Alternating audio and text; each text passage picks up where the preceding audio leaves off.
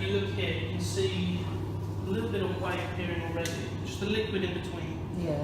And then what you have as well, when you have the curds, the thing on the outside that is, I guess, very important, you have to protect, is called casings. And that's basically the skin around the curd and what locks in a lot of the sort of the bacteria and the proteins and whatnot.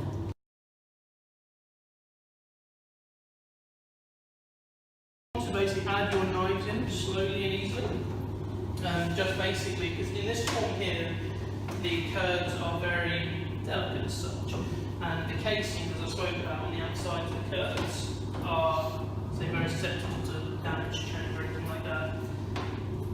I had a peg mill in mine. This is effectively my dad, so it's a bit awkward at the end. You have to lift the knife up and down. So this knife goes both length, long ways and short ways.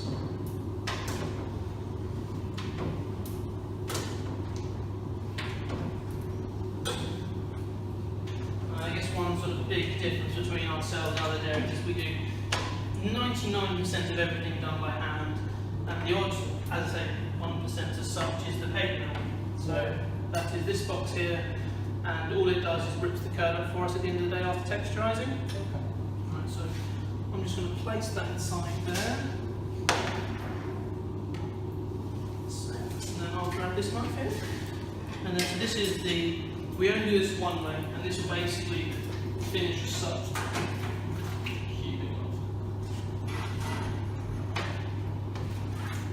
The vats, of course, in every morning I wash, sterilise everything beforehand. Everything is sterilised before use. Safety perspective.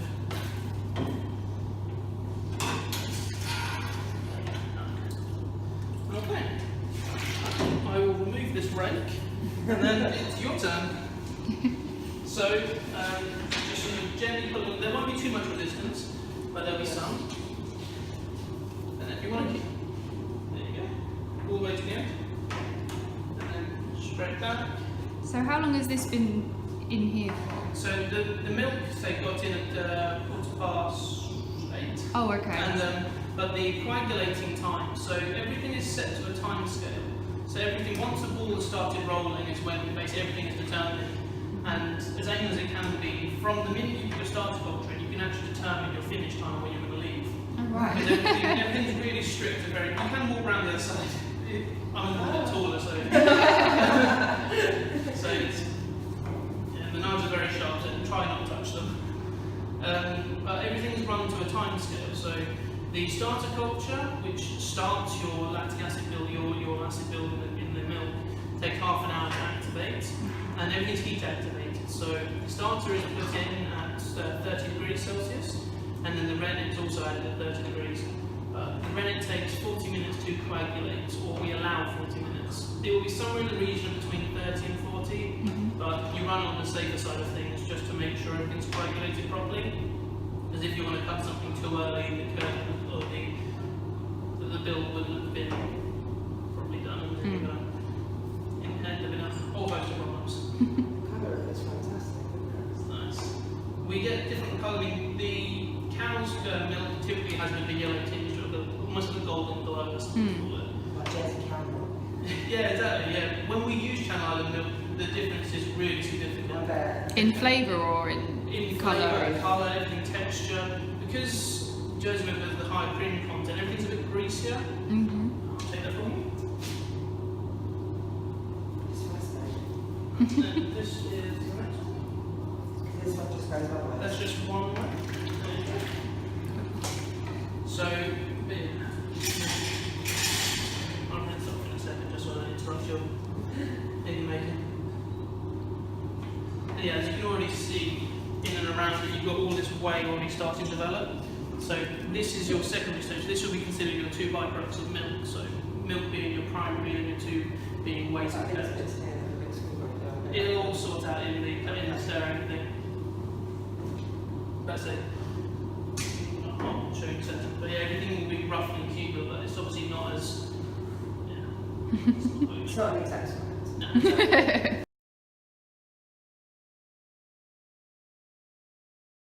Stir, we do this for 50 minutes, and basically just in case, I mean, in this phase here, everything's a little bit heavier because everything's more chilled together, everything's very large.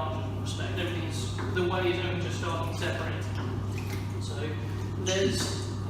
there's not an exact way how to stir. They always say that is as a starting sort of notion to get your head around is if you do a figure of 8. So as such like this. Yeah. I personally don't like that way. I just sort of basically sweep length to length, and then basically you spend the whole time walking to and fro and then up and down. From these 1,000 litres, so this is what we make the Ashmore with, or Ancient Smoked Chili Mustard. It could be anything. At the start it's all the same, but then the changes happen later on. So in these vats, you're going to get roughly 22 wheels, so between 10 and 11 wheels from each vat, which correlates to roughly between 60 and 70 kilos of curd. Okay. So 500 litres down to 60, 70 kilos is a really, really fast drop. Yeah. So in total we have 1,200 litres per day. We're going to make 22 wheels, and then the cobbles we're going to make maybe 13 or 14. Now the year and the season comes into play massively. So at any time the proteins in the milk are going to be different, the butter fat content is all going to be different, and you're going to basically have different sort of yields. So what is this helping you doing the stirring? So what we're doing now, as you're beating it, you'll notice that the curds are dropping quicker. Yeah. So as they're dropping quicker, it basically that they're getting heavier. We're actually extracting a lot of the whey from it. Okay. So the whey in this respect is the more buoyant sort of the properties. So as you're doing this, you're subtly breaking the curds down, and you actually see them start to shrink. Yeah. So if you notice, they are significantly different than we initially started. So over time, these will probably end up somewhere in the size of like a pea, a famous sweet corn, or something like that region. They can be a little bit larger, it's not a problem. And I mean, one thing you'll notice that, or I don't know if they're on the dairies, they will have automated stirrers. They'll be set to the programs and they'll run on very specific parameters. So ourselves, we have 3 vats operated by 3 people. So in theory, you're going to have 3 variants of the same cheese.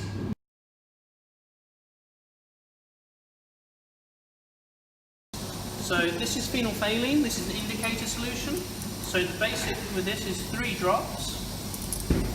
Spit it back on afterwards because it's a pain in the ass to do that. Under here, reset the bottle. So this is sodium hydroxide. So basically it's a case of taking that and then stirring it through. And you're basically looking for the turn. So the turn is when you just start to see pink.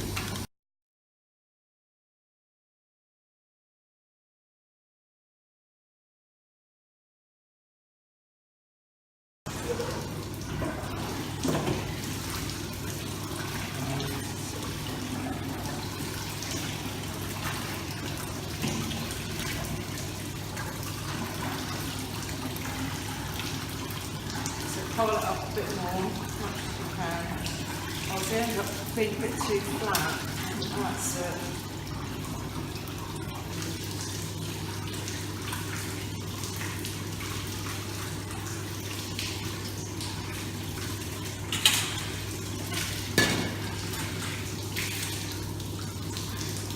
Right, I think we're going to go for a big one now. So, can you see that big sieve there?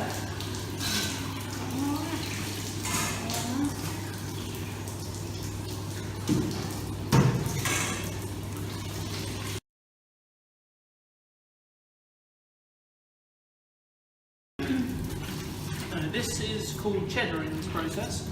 So, Cheddaring, it's a texturizing process specific to cheddar tarts and things. But I mean, when you're making things like your fillies and crumblies and stuff, and all sorts, there is also a texturizing process, but they're normally very specific to what they do. So, cheddar is plays the cheese in a process, and it's texturizing. But we've left this slightly longer to drain today. Which is never a bad thing. If anything, it's rather a good thing, because it means everything is basically congealed and set more so, and it means it's not a pain in the arse. And we use very fruitful language, so I'm sorry for your video. Because as I pile this on top, this will slightly expand, so you have to cut and recut.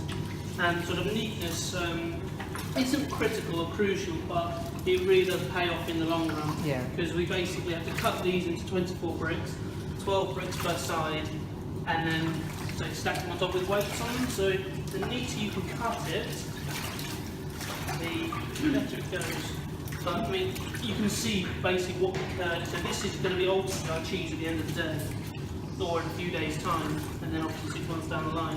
So from the amount of milk we had, which was an inch or so on top, this is what you're left with. So really an insignificant amount.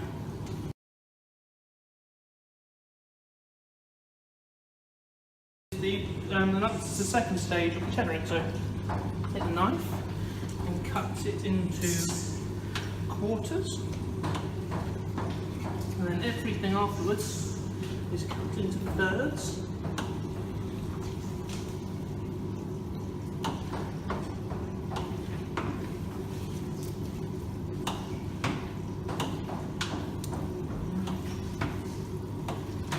And then we move the bricks and then face them just towards the gully, just to direct the way as such. Okay, then I'm quick and nip on the other side.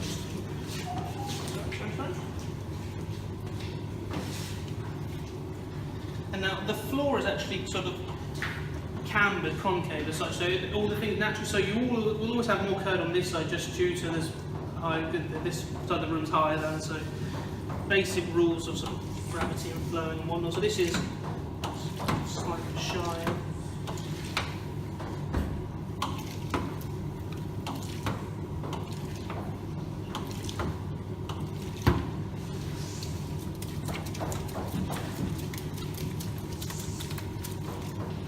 Okay.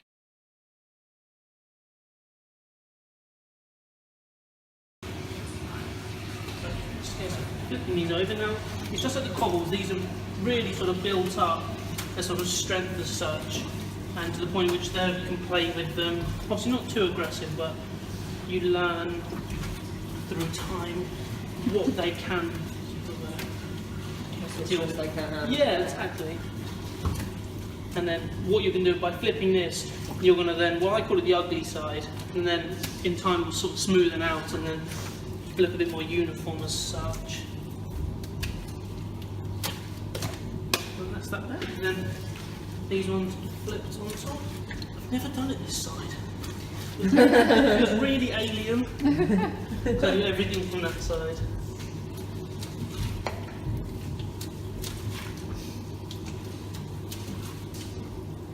Is it literally just their own weight that's like compacting them? At the moment, come next high, so 3, Yeah. we then add about 20-ish kilos worth of pressure. Not Okay. fast, but then, so that's 2 high done.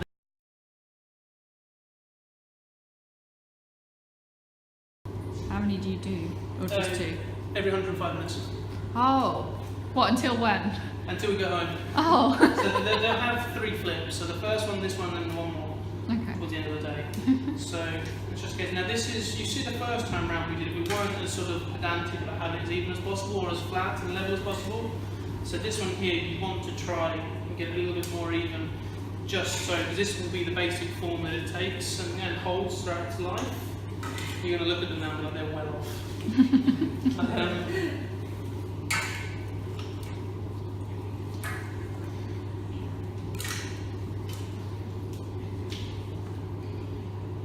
Now if you want to go as well. So the ones we're doing next, we're just going to pull these ones out from underneath. So, and there's a bit of a sort of an art to it as such. Now, if you grab one, we'll do it together. So, I don't know what hand you are. Are you right or left-handed? I'm a little bit. Either or. Yeah. Whichever feels better for you. Okay. So, grab the hand you're not using, pop it on top, and then dig your hand underneath. If you hold it over on top of this, just in case you drop it, it's fine. So hold it like that, and then get your hand underneath. Yeah. So pull your whole palm underneath like that, Yeah. and then just flip it over. Smash it. And then we'll pop it back. You may need to lift this up slightly, just because they get a bit tall, but they will compact down. And then move on to the next one. So just again, get your hand in, get it underneath on your palm, and then flip it over. And I'm probably going a bit too fast. That's fine. Like that, Yeah. Yeah, I always think it's the easiest. Yeah. You can do it either or. I mean, you can do this and then physically do that, but then you're actually physically doing that. So if you take the less expensive item and do it that way, and sort of lift that up. Cool. got a lot of years on me doing this. Turn it to a race. Sorry, not so competitive or something. No, I'll let you do yours. Right. Okay, and then we'll lift that up. It's weird, isn't it? It feels a bit like cottage cheese. It's got a really interesting texture, and then it burns up quite quickly. But you've got to think as well, like this whole sort of like the marbling effect that's going on with the curd. This will be the whole throughout the whole. Yeah, it's Centre it of- makes it a crumbling, doesn't it? Mhm. It's not. It will smooth out in time because when the food is mature and the ambient temperature is regulated, it's 11 degrees Celsius to 88% humidity. So in here, it can be here, there, or wherever, which will very much give it a. I mean, it's normally within about 18 to 25, but it will give it its sort of textures and things. And once it goes in there with the cooler temperature, everything will compact down and shrink a little bit, so the curds will smoothen out a bit more. So you will get a sort of more smooth texture as such. Right, you're a natural. Okay, smashing. Thank you.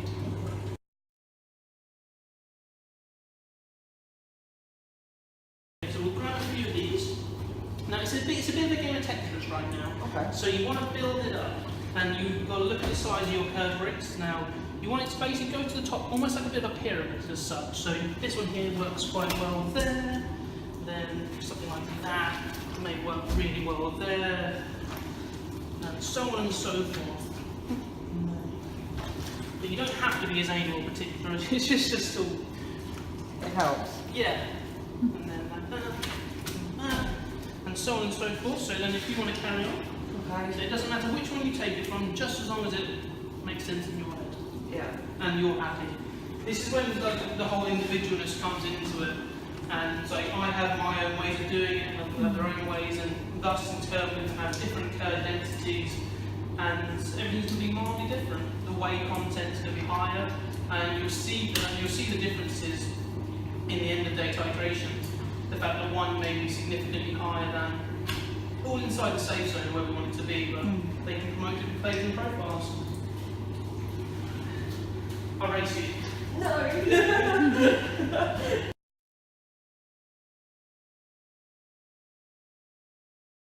Flip them upside down, and then just take them off, and then re-stack them like that. Okay. So this is the easiest one in my opinion. You can feel how different they are, Yeah, it's a lot closer together, isn't it? and you can sort of be a bit more rough with them rather than they're not as fragile. So you just sort of pull that a bit. I got it.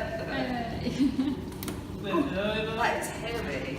It's a decent. I think what that's got to be somewhere in the region of 15, 16, 17 kilos, something like that.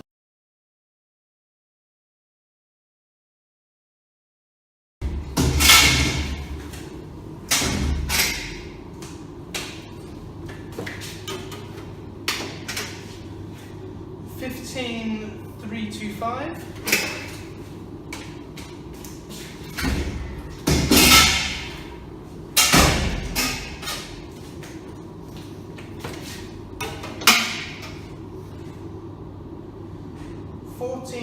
$14,560.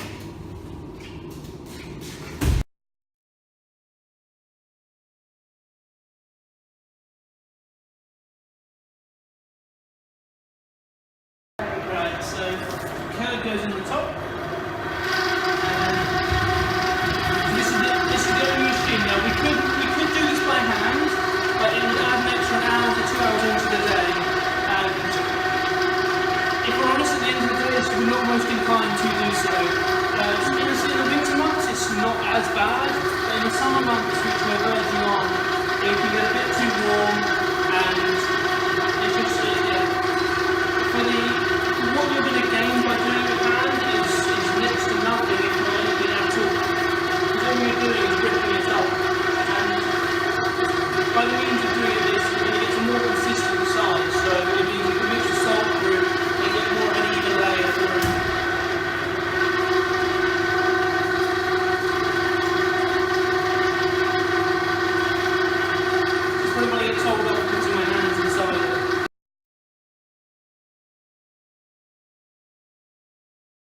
So just a case of by hand, popping it inside, then grab the muslin,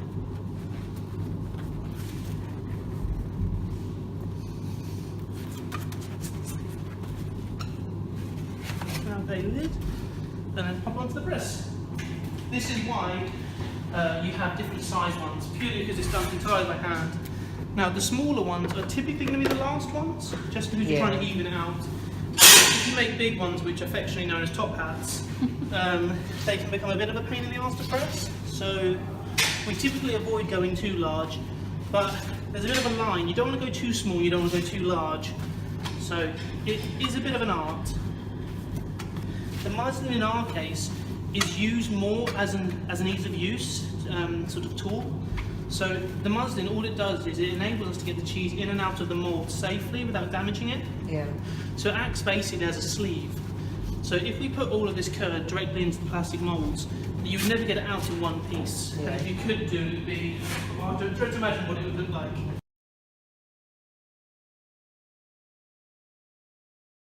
Right, so this is pressing now. Ideally, you want your cheese to be even as possible because it makes life way easier when it comes to pressing on the heavy. This is when you're stacking them 4 or 5 high. The Leaning Tower of Pisa, and it's just a bit awkward. So it's basically a case of untying these, popping a follower underneath, grabbing another one, and the awkward one. These are my presses, and they are a double one, so you're pressing 4 at a time opposed to 2 at a time.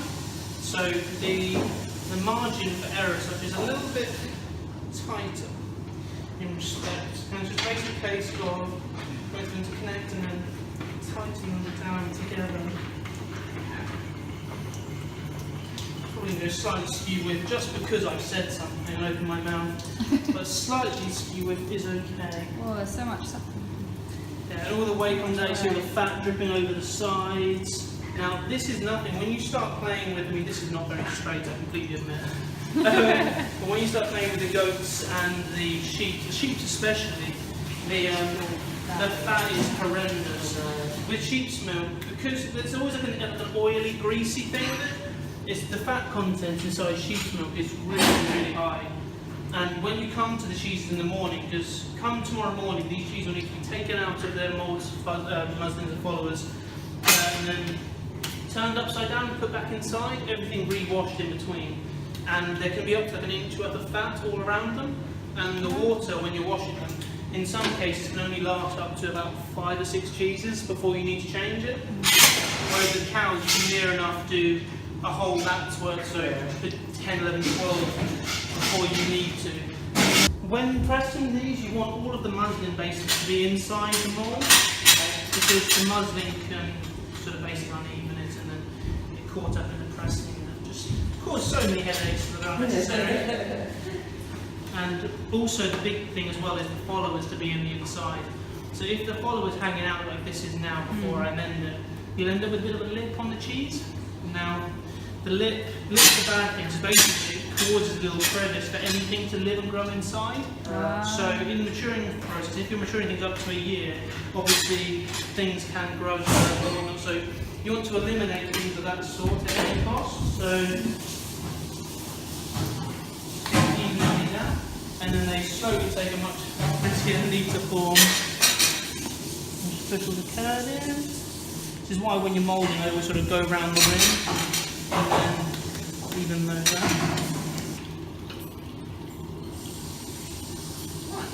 And so you can see just how the whey sort of flows off and how much additional there's left inside, even after you've done draining all of them off, doing your highs for the best part of an hour and 40 minutes. And then plus this, then come tomorrow we'll still fill. We have pots that we put underneath these presses to catch the excess and sort of residual. And we still catch probably another litre's worth out of each slope pour, so maybe 250 ml extra from each cheese, which is still rather significant. Yeah.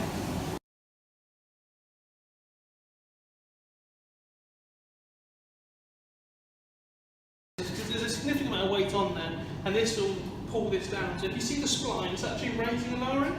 Yeah. So this acts as like a second form, like axes of pressure that we apply to.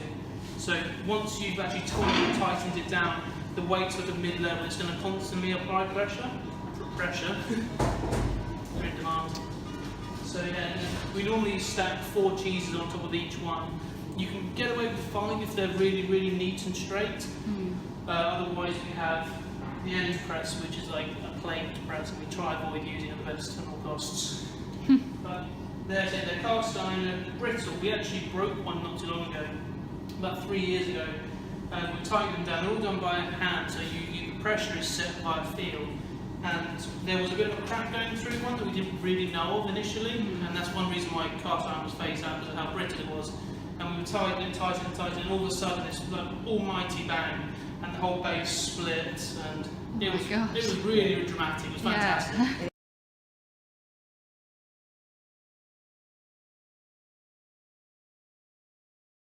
So this is the youngest cheese that we have in here. This was made last Wednesday. So as far as in the dairy, we have obviously the making that we do, the first stage of pressing on the stainless steel ones, the second stage on the heavy presses, which is the cast iron ones from the 19th century. Then after that, they're brought in here to start the maturing process.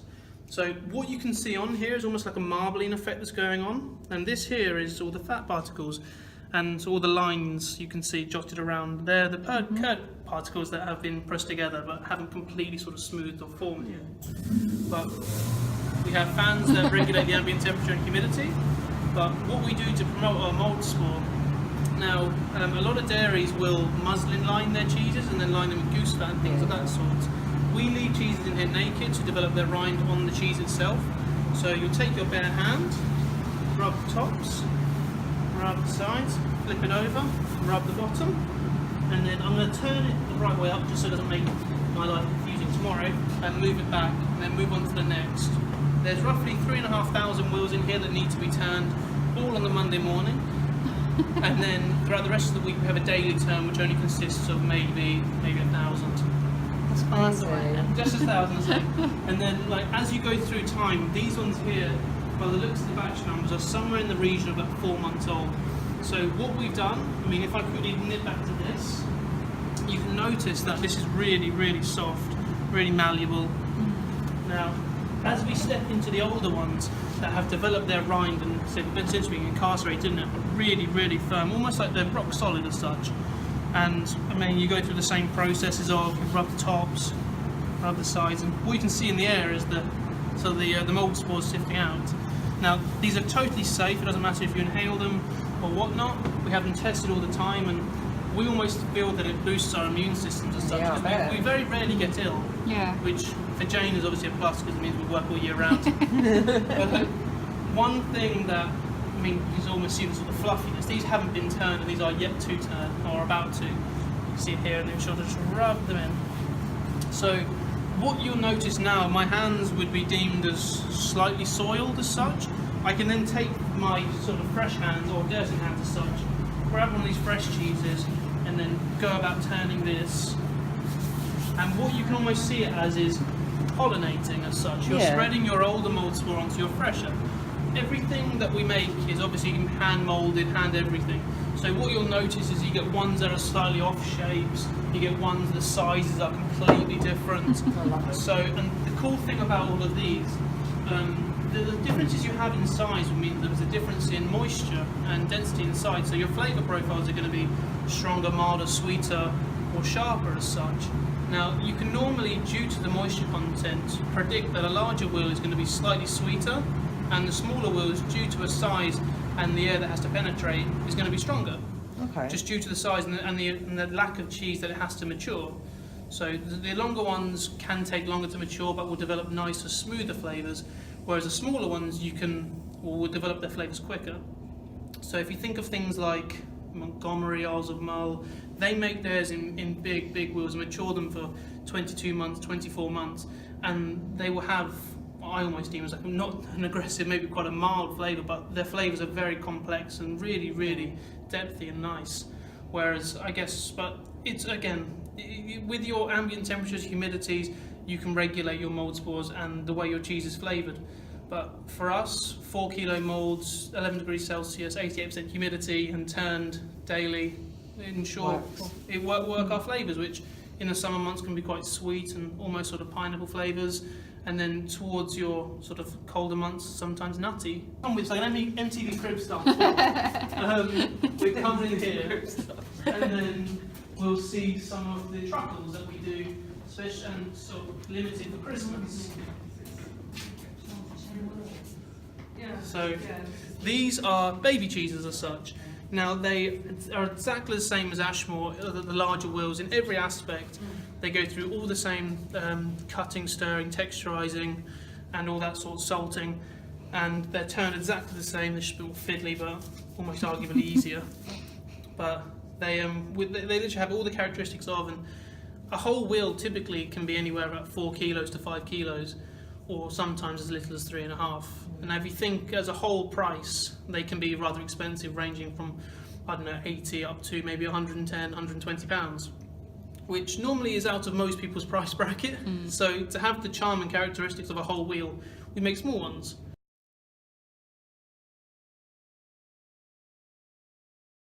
We said top shelf, literally top shelf of the ancient shelves.